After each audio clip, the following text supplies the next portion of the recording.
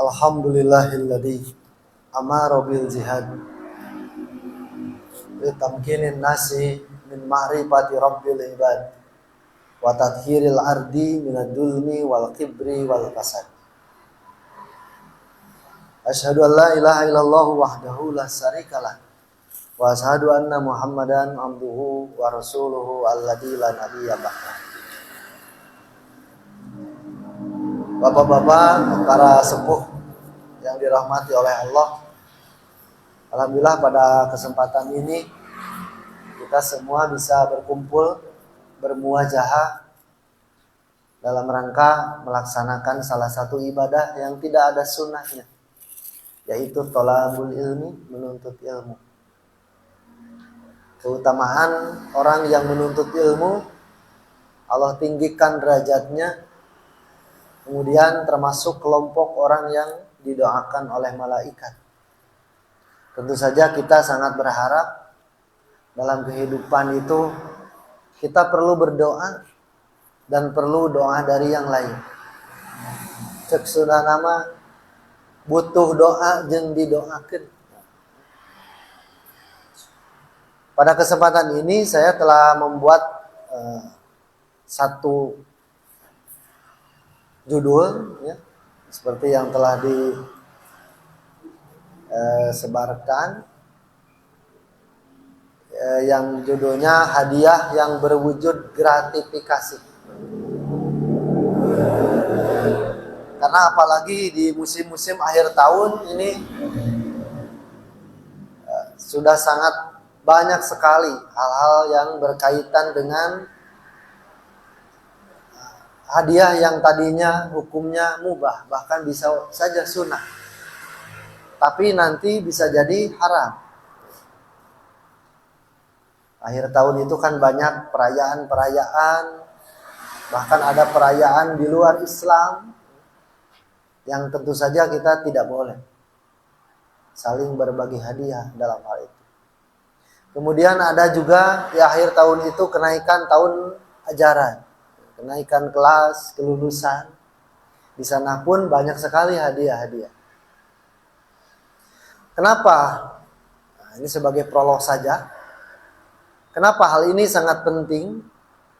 Karena Islam mengatur kepemindahan hak milik itu diatur dalam Quran.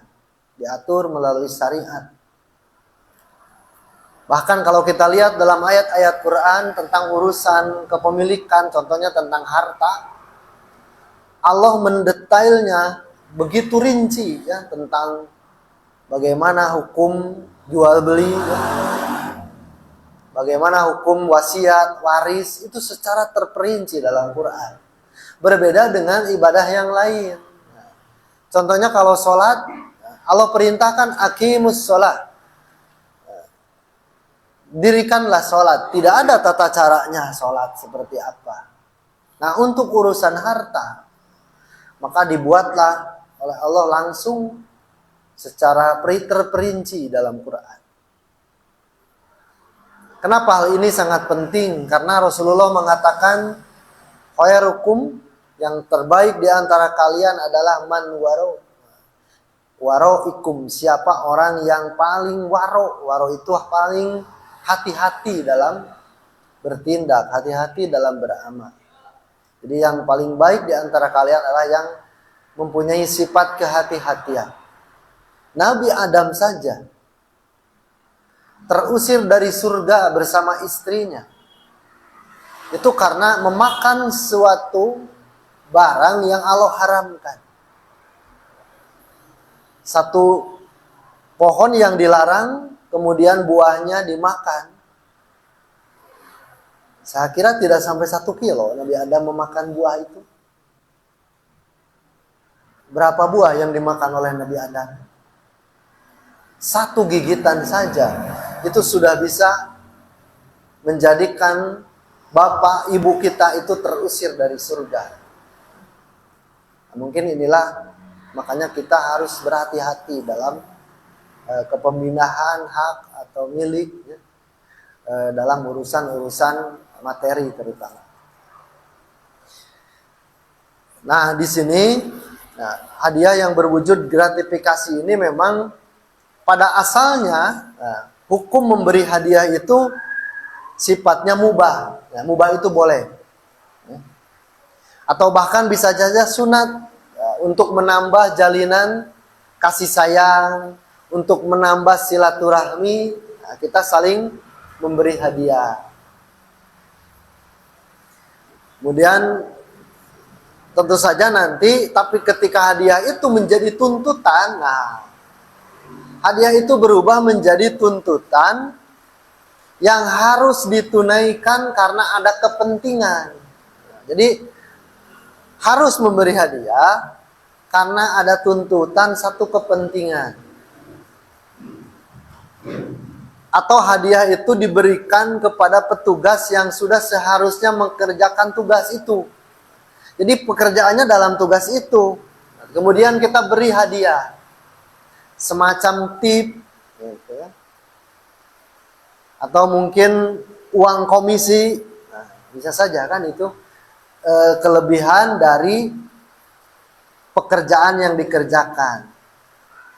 Atau yang lebih dikenal dengan istilah gratifikasi.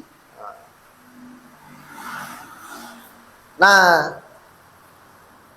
lebih jauhnya lagi termasuk ke dalam riswah. Riswah itu adalah suap. Suap, menyuap. Yang pasti asalnya hukumnya itu haram. Ya, sogok, menyogok. Gitu ya. Sampai ada yang berkata, Ustaz, karena memang sistem kita seperti itu. Di mana-mana sistem sudah begitu. Ingin kerja, harus ada.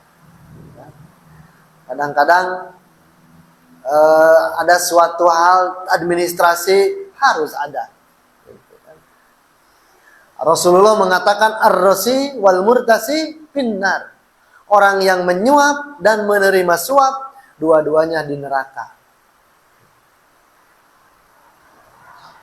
Abu Hurairah di sini menceritakan dari hadis yang di atas bahwa Nabi SAW pernah bersabda, tahadu tahabbu, salinglah kalian memberi hadiah, kata Rasul, agar kalian saling mencintai.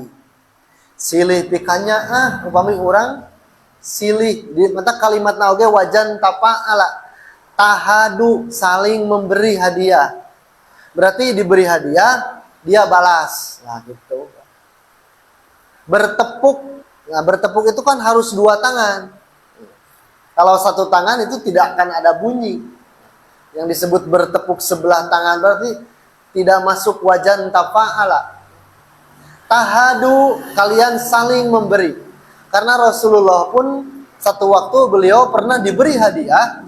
Kemudian beliau membalas orang yang memberi. Biasa kan orang oge sok itunya. Pemika bumi aya nu ngirim buah terusum buah duren, Pak, dikirim buah duren. Orang teh balas dikirim naon? Biasanya orang itu kalau membalas itu ingin lebih. Nah, biasanya gitu ya. Sifat manusia itu dalam hal membalas dia ingin lebih.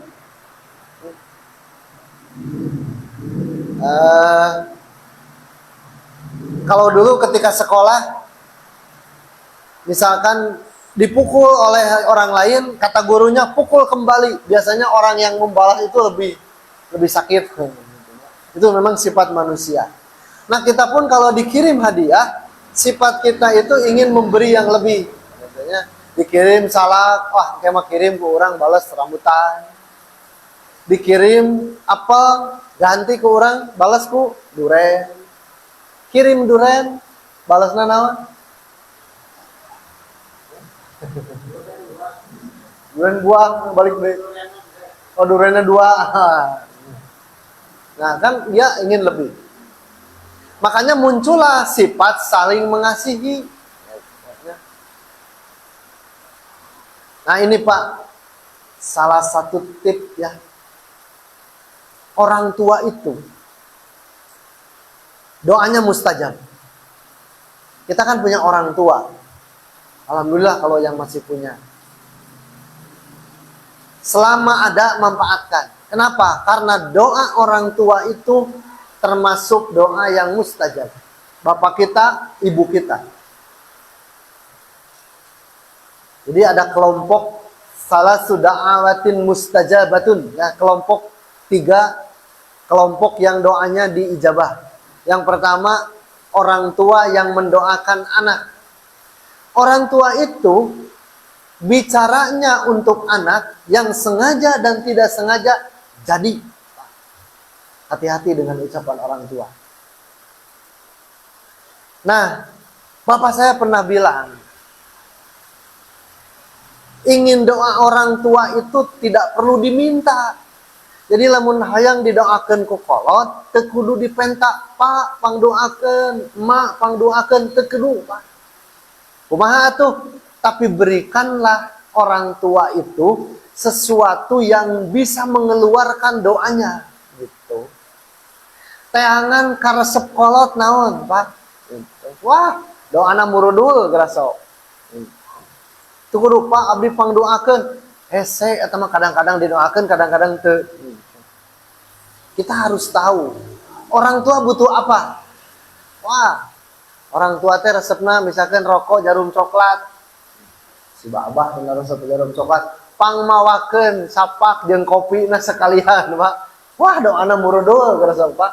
Nah, gitu nya. Begitupun kita kan terhadap anak, ya. Kita sebagai orang tua melihat anak yang baik tidak perlu diminta doa. Jadi teangan hal yang bisa dicarilah hal sesuatu hal yang doanya itu keluar. Gitu ya. Nah kemudian di sini ini dalam hadis saling memberi hadiah itu termaktub dalam Bulughul Maram bab al-hibbah dari Khalifah Umar bin Abdul Aziz. Akan tetapi, Pak, untuk pejabat, petugas, ya, pejabat, petugas, atau pekerja yang sudah jelas mendapatkan upah, jadi pekerja petugas yang sudah jelas mendapatkan upah, maka hadiah ini sudah termasuk ke dalam suap, gitu. Dan hukumnya jelas haram. Jadi kalau kita sudah mendapatkan gaji dari pekerjaan itu, kemudian mendapatkan hadiah yang berkaitan dengan tugas kita, itu tidak boleh di luar gaji. Nah ini hadisnya dari Khalifah bin Umar bin Abdul Aziz. Beliau menjelaskan, kanatil hadiyatu fi zamani Rasulillah. Hadiah pada zaman Rasulullah itu adalah hadiatan, betul-betul hadiah. Wal yauma riswatan, maka pada hari ini adalah riswah, suap.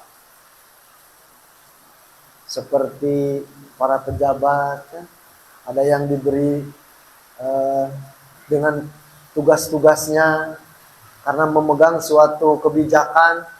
Pas lebaran teh murudul, Pak, parcel. Nah, itu hati-hati.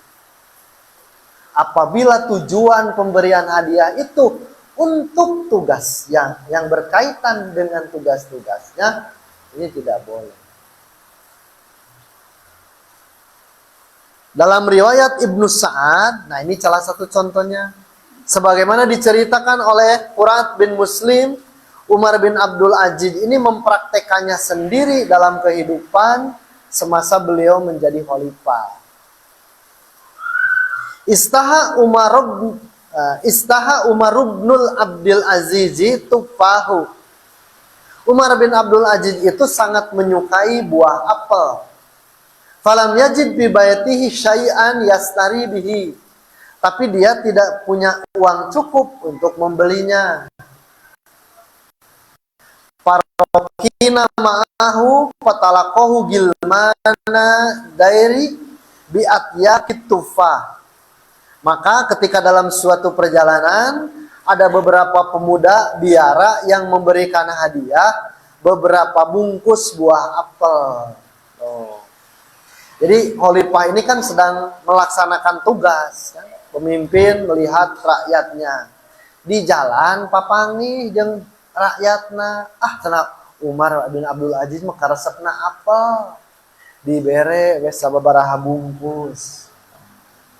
Pasammaha, kemudian oleh Umar diciumlah apel itu, summa rodal atbak, kemudian dia mengembalikan bungkusan itu. Diangse dikeundeuy. Fakultu lahu bidzalika. Kemudian ya ditanya mengenai hal itu. Faqala la hazata li fihi. Nah, maka kata Umar bin Abdul Aziz, aku tidak butuh. Saya tidak butuh. Fakultu, maka aku bertanya. Nah, berarti ini kata yang meriwayatkan hadis ini dari Furat bin Muslim kan. Dia bertanya lagi, alam yakun Rasulullah sallallahu alaihi wasallam wa Abu Bakrin wa Umar yakbalunal hadiah. Bukankah dulu Rasulullah, Abu Bakar, kemudian Umar bin Khattab, mereka kan menerima hadiah. Faqala, maka Umar bin Abdul Aziz mengatakan, innaha la ulaika hadiyatan wahiyya lil ummali ba'dahum riswatan. Kata beliau, adalah hadiah bagi mereka dulu hadiah, tapi bagi pekerja, pejabat sesudah mereka termasuk riswah atau suap, sogokan. Nah, jadi memang zaman sekarang dari Rasulullah ke Umar bin Abdul Aziz itu kan cuman beberapa khalifah yang beda jaraknya. Sekarang sudah 1400 tahun dari zaman Nabi. Pantesan saja hal-hal seperti ini menjadi hal yang dikatakan sampai di Indonesia itu saya miris, Pak. Di negeri kita ada orang yang mengatakan korupsi itu sudah budaya. Padahal jadi lamun geus korupsi asa jadi budayawan gitu. Kalau sudah jadi budaya, padahal itu kan hal yang termasuk dalam Islam sangat dilarang, bahkan termasuk yang sangat diharamkan. Nah, Al-Hafidz Ibnu Hajar Al-Asqalani, di sini ada hadis lagi dari Abu Humaid. Beliau menjelaskan ini termasuk sikap Umar bin Abdul Aziz tersebut memang didasarkan pada hadis Abu Humaid. Nah, kata Ibnu Hajar. Ibnu Hajar itu adalah salah seorang ulama yang mensarah, menjelaskan kitab Imam Bukhari. Ibnu Hajar Al-Asqalani. Itu kitabnya kita sering baca kan, populer sekali. Fathul Bari namanya. Nah, di sini disebutkan hadis dari Abu Humaid karena orang yang menerima hadiah di waktu menjalankan tugasnya, kata beliau, kata Abu Humaid, Rasulullah itu marah kepada Ibnu Lutbiyah. Nah, di sini ada Ibnu Lutbiyah yang dimarahi Rasulullah ketika menerima hadiah sedang melaksanakan tugas. Kalau tidak salah Ibnu Lutbiyah ini ditugaskan menjadi petugas pengambil zakat amilin. Jadi zaman Rasulullah, orang yang amilin itu selain membagikan zakat, tugas amilin itu juga mengambil zakat. Ya. Jadi kalau kita di sini Pak jadi panitia zakat, kalau merujuk pada keterangan zaman Rasulullah, amilin itu lain nungguan, gitu. Tapi mereka turun ke para mujaki, ya. Langsung diambil zakat itu. Kan di urang mah biasa we pasang sepanduk menerima infak sodako, zakat infak sodako. Gitu. Padahal tugas amilin itu bukan hanya menerima, tapi mengambil. Kalau mengambil zakat, saha nu nganuhunkeun Pak? Yang mengambil atau yang diambil? Panasir gaduh kewajiban zakat, misalkan dari zakat dagang. Ada orang yang mengambil ke rumah, yang mengambil itu kan otomatis nanti menerima zakat. Yang anu nganuhunkeun nu narima atawa panasir? Panasir. Diambil zakatnya. Kan ada di kita mah orang yang menerima zakat ambilin nganuhunkeun, nuhun. Padahal kewajiban dia gitu. Kalau tidak diambil, hartanya tidak bersih. Makanya kalau badan amil zakat itu telah jalan, Pak, di kita banyak orang-orang yang berusaha, berniaga, ada zakat tijaro mereka. Ada zakat dagang. Ambil gitu kan. Bukan karena itu kewajiban mereka. Bahkan mereka harus berterima kasih, zakat itu masih ada yang ngambil. Rasulullah mengatakan, kiamat itu akan terjadi. Salah satu tanda kiamat adalah ketika orang mau memberikan zakat, justru tidak ada yang menerima. Gitu. Jadi dia punya kewajiban zakat, tapi orang yang mau nerima tidak ada. Datang ke Masjid Al-Mubarak, cek Masjid Al-Mubarak teh, cek pada DKM teh, di dia oge loba tuh cenah tingali di gudang pinu bagi keuneun. Datang ke fakir miskin, saya bukan fakir miskin, saya juga punya kewajiban zakat. Sampai susah sekali orang yang menerima zakat, itu kiamat. Hari ayeuna seueur keneh nu narima zakat? Coba, akibatnya jauh keneh kiamat. Masih banyak ya orang yang menanggung zakat. Tapi wallahu alam bisawab ya, karena kiamat itu ilmuha inda rabbi, kan? Ilmunya ada di sisi Allah. Tapi kalau menurut para mufasir, semakin sulit orang beribadah. Kan mengeluarkan zakat itu ibadah. Kalau orang semakin sulit mengerjakan ibadah, berarti gampang melaksanakan maksiat. Kan kiamat itu terjadi dalam hadis lain, kalau di bumi ini sudah tidak ada lagi orang yang beriman. Berarti semua sudah tidak melaksanakan. Islam tinggal namanya saja, tapi akhlaknya sudah tidak ada. Nah, ini hadisnya Pak. An Abi Humaid As-Sa'idi, dari Abu Humaid As-Sa'id, qala, ia berkata, istamala Rasulullah sallallahu alaihi wasallam rajulan an shadaqatin.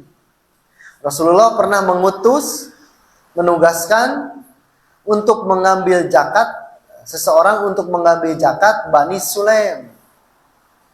Yud'a ibna Latbiyah. Petugas itu namanya adalah Ibnu Lutbiyah. Falamma jaa, ketika ia datang setelah mengambil zakat itu, datang ke tempat Rasul, maksudnya ke Baitul Mal, mau menyetorkan hasil zakatnya itu, hasil pengambilan zakatnya. Hasabahu, dia malah menghitung. Jadi zakatnya itu dihitung.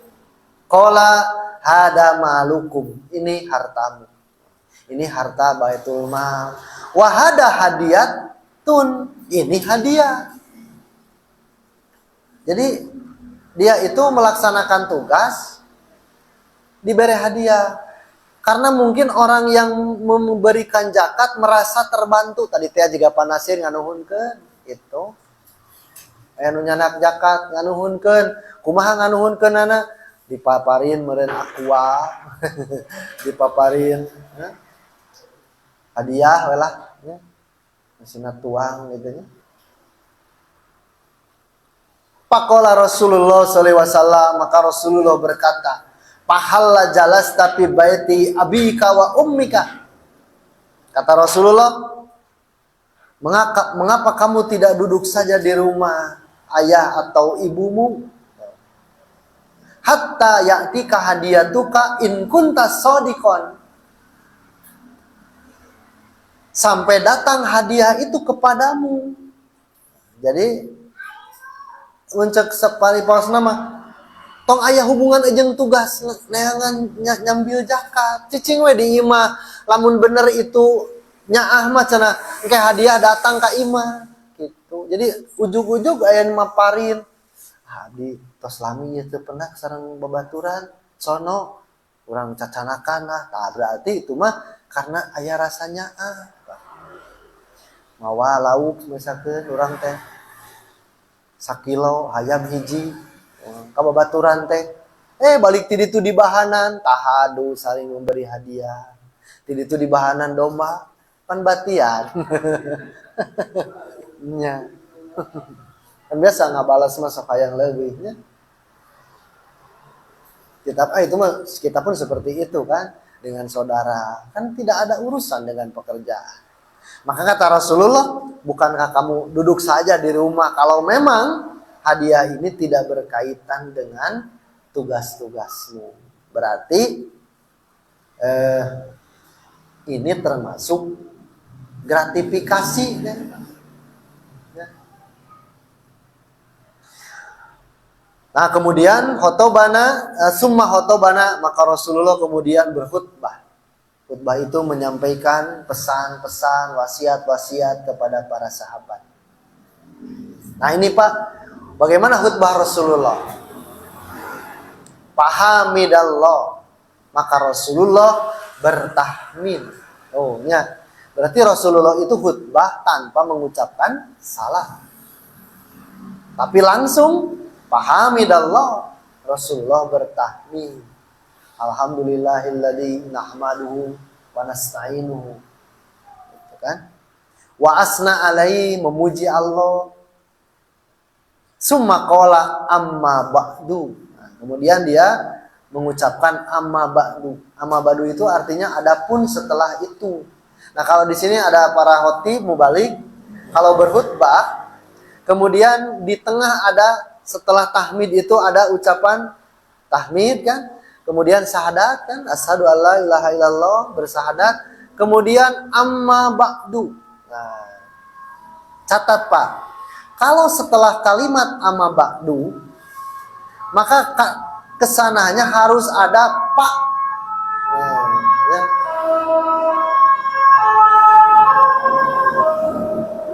Adapun setelah itu maka pak itu pak di sini kan Pak ini kata Rasulullah. Kalau kita amma ba'du pakola, nah gitu ya. Jadi ulah kieu amma ba'du. Qala Rasulullah, jangan, tapi harus ada pakola. Namun langsung kola tesa.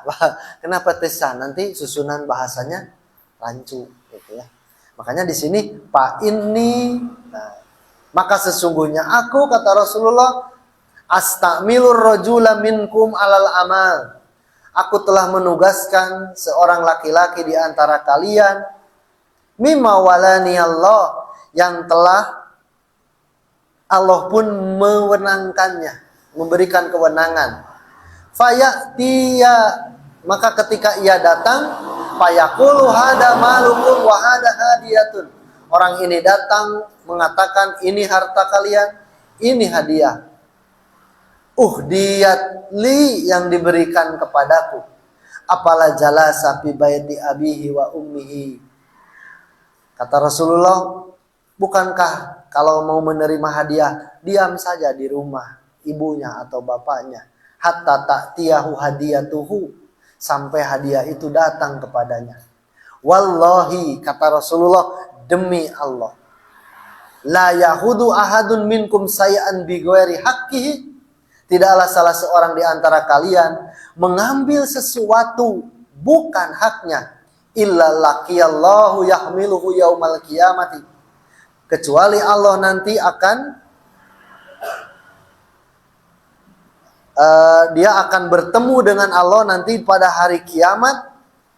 Fala rifanna ahadan minkum laqiyallah yahmilu ba'iran lahu rughaun au baqaratan lahu huwarun au satun tay'aru. Nah, kata Rasulullah, mungkin dia nanti akan seperti membawa unta, sapi atau kambing yang bersuara. Jadi orang-orang yang mendapatkan suapan, gratifikasi nanti di hari kiamat akan sangat mudah dikenali, kata Rasulullah. Hatta ru'iya bayadu ibtihi, sampai summa rafa'a yadahu, sehingga Rasulullah waktu itu sampai mengangkat tangannya dan kelihatan putih ketiaknya. Maksudnya Rasulullah itu kalau berdoa mengangkat tangan dia terangkat. Jadi putih ketiaknya itu sanes kelek nasoek, tapi menandakan kalau berdoa mengangkat tangan itu tinggi, gitu ya. Seperti doa di Sofa Marwah, berdoa di mana? Di ketika tawaf kan, di antara Ruknul ya Aswad, Yamani dan Aswad, gitu kan, mengangkat tangan, ya. Atau doa di Sofa Marwah kan mengangkat tangan. Atau berdoa istisqa juga mengangkat tangan. Jadi kalau dalam syariat tidak ada apa mengangkat tangan segini, tidak. Kamu sakit mah, ya. Kalau mengangkat tangan itu segini, meminta. Kalau begini, ini boleh. Ini doa menolak bahaya. Jadi kalau begini meminta, kalau kita berdoa menolak bahaya, boleh seperti ini. Tangannya ditelungkupkan.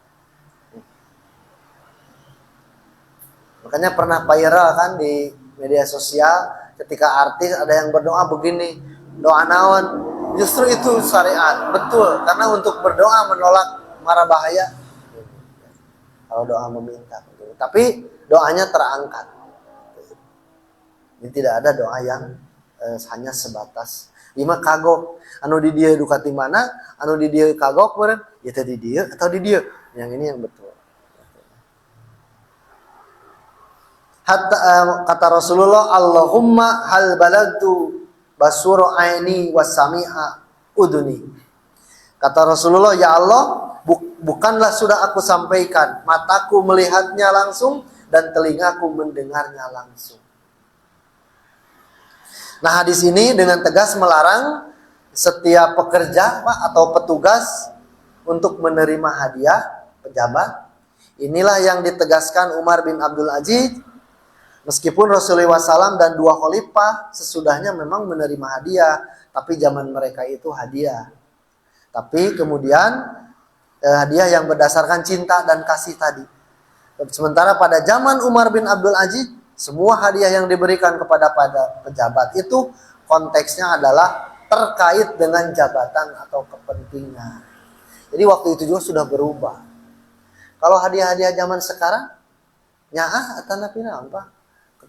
Termasuk kepada petugas, pejabat, hadiahnya itu kaitan serenau zaman ayeuna. Wah, terus berbeda berjauh ya. Itu sudah jauh waktu dari zaman Rasulullah. Umar bin Abdul Aziz saja sudah memprediksi terjadinya seperti itu. Nah, dalam hadis lain Nabi sallallahu alaihi wasallam mengingatkan praktek gratifikasi ini sebagai bagian dari gulul. Gulul itu penggelapan. Faktanya memang demikian yang terjadi. Karena dengan gratifikasi ia mendapatkan pendapatan lebih, kemudian juga tidak dilaporkan secara transparan kepada orang yang menugaskan. Maka inilah disebut dengan penggelapan. Ini hadisnya, manista malnahu ala amalin farojaknahu rizqon fama akhoda ba'da dalika fahuwa gulul. Siapa yang kamu pekerjakan satu pekerjaan, lalu kami memberinya rezeki upah, ambil. Nah, maka dari pekerjaan itu ambil. Tetapi apa yang ia ambil dari luar itu, maka itulah yang disebut dengan gulul. Pada halaman kedua, di sini ada juga dalam riwayat lain Nabi menyatakan kalau hadiah itu kan tidak termasuk gulul ya. Bagaimana kalau ke dalam sebuah lembaga hadiah itu gulul, apabila dilaporkan kepada pimpinannya transparan, itu tidak jadi gulul, tidak jadi penggelapan. Kemudian pimpinannya itu membagikan secara adil kepada semua pekerja, boleh. Jadi hadiah tidak berpusat pada orang tertentu saja. Yang tentu saja pada orang-orang yang berinteraksi langsung dengan konsumen misalkan. Jika ini terjadi memang berarti penggelapan sesuatu yang bukan haknya. Maka hadiah itu pasti memang termasuk status jabatan, pekerjaan. Jadi harus dikembalikan kepada pemberi jabatan sebetulnya. Yang memberi jabatan siapa? Berikan kepada dia. Nah, di sini dalam riwayat Nabi menyatakan manis ta'malnahu minkum ala amalin falyaji'u biqalili wa kasirihi fama utiya minhu ahoda wa manuhiya anhu intaha. Siapa di antara kalian yang kami beri pekerjaan, maka hendaklah ia datang kembali dengan membawa harta yang banyaknya dan sedikitnya, maka apa yang diberikan kepadanya oleh Rasulullah dari harta ambillah, dan apa yang tidak jangan ia mengambil. Jadi hanya mengambil upah saja sebetulnya. Nah, di sini ada keterangan dari Syekh Ibnu bin Baz, dari Syekh bin Baz ini adalah fatwa beliau ya, yang berkaitan dengan hadiah. Nah, saya bacakan terjemahnya saja ya. Kalau dibacakan dengan ininya al-wajibu 'alal muallimati pemingan aku pen tiasa Pak. Itu karena memang dari sananya begitu bentuknya ya. Al-wajibu 'alal muallimati tarku qubulil hudaya li'annaha qad tajurruha ilal haifi wa adamin nushi fi haqqi man lam yuhdilaha. Gitu kan? Wajib bagi seorang guru. Nah, ini kan musim sekarang kan musim kenaikan pelajaran. Wajib bagi seorang guru untuk tidak menerima hadiah karena itu akan mengantar dia kepada keberpihakan dan tidak berlaku adil kepada yang tidak memberi dan akan memberikan nilai tambah kepada yang memberi dan tipuan. Maka wajib bagi pihak sekolah untuk tidak menerima hadiah dari murid-muridnya secara umum karena itu mengantar kepada perkara yang tidak baik akibatnya. Dan seorang mukmin dan mukminah untuk berhati-hati dalam agamanya. Nah, ini disebut dengan waro, berhati-hati dalam agama dan menjauhi segala sesuatu yang menimbulkan keraguan dan bahaya. Adapun setelah proses pembelajaran itu selesai, setelah proses belajarnya selesai, berarti terus dibagi rapot aja, bagi ijazah, bagi rapot ijazah. Kalau proses belajar selesai mah berarti ijazah. Ya. Kalau masih proses rapot mah kan masih ada tingkat berikutnya. Atau dia dan telah pindah ke sekolah lain, maka tidak mengapa. Nah, ini kata Syekh bin Baz. Karena keraguan sudah tidak ada saat itu dan bahaya sudah aman. Begitu pula jika sang guru telah berhenti di sekolah tersebut. Jika diberi hadiah maka tidak mengapa. Ya. Ini fatwa beliau. Mungkin ini adalah sebuah kehati-hatian ulama. Ya, karena sangat ini pemberian ini apa gitu kan. Nah, sekarang kan musim kenaikan, saya sering melihat data di mimitian nanti kadang-kadang ke orang tua dipanya dan guru mah kadang-kadang tuh minta. Tapi kalau ketika kenaikan diberi itu, nah makanya nanti harus jelas ini pemberian itu apa. Ya macana abdi mah nyaah we ka guru. Nah, kalau mau sebelum kenaikan ayeuna we, sebelum kenaikan jika anak ulangan deh itu mere teh. Jadi riswah adanya hayang nilainya alus. Nah, ini mungkin kadang-kadang dulu Pak, waktu ketika kita ya sekolah tahun 80, tahun 90 itu tidak ada Pak. Kenapa sekarang begitu menjamu? Inilah pergeseran nilai-nilai. Saya masih ingat ketika pernah baca dalam riwayat Imam Abu Hanifah. Itu kerjanya dia, Imam Abu Hanifah itu tukang kredit Pak. Jadi dia meminjamkan barang kepada masyarakat. Ada satu orang penduduk yang punya utang kepada Imam Abu Hanifah. Maka sang imam akan nagih. Di bawah terik panas matahari dia datang kepada orang itu, ingin menagih, punya utang. Kan kalau punya utang itu tidak boleh ada kelebihan. Meminjam 100.000 kembali 100.000. Nah itu pinjam meminjam. Buka hutang panci 100.000 harus jadi 100.000 juga. Karena sifatnya pinjam meminjam, tidak ada riba. Datanglah Abu Hanifah kepada orang yang ditagih. Waktu itu panas terik matahari. Imam Abu Hanifah dia terdiam di terik matahari. Padahal rumah yang akan ditagih itu ada teras yang teduh. Gitu. Jadi ada bagian rumah yang teduh. Makanya kata orang yang lewat, bima tahawalta ila dilli.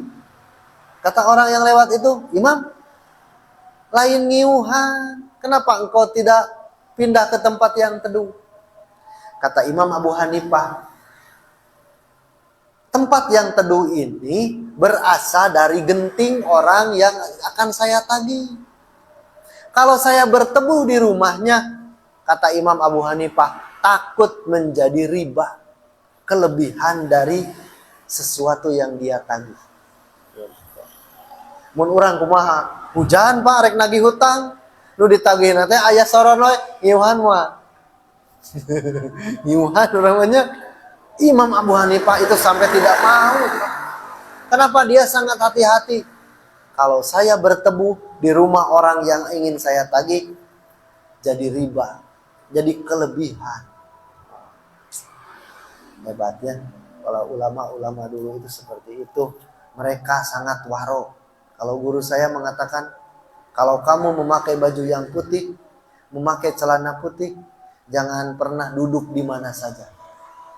Kan lamun urang nganggo celana bodas gek di mana wae kotor gitu nya. Mantak tos nganggo celana bodas mah sing apik celek dek diuk teh lapan nya bisi kotor. Nah gambarannya mungkin seperti itu. Ya waktu iman rahimakumullah, nah ini mah ala kadarnya saja. Nanti bisa insyaallah menjadikan kita bukan istilahnya apa? Bukan untuk menjustifikasi kepada orang lain ya. Tapi ini adalah untuk ta'amul batiniyah. Jadikanlah untuk introspeksi kepada dalam diri kita.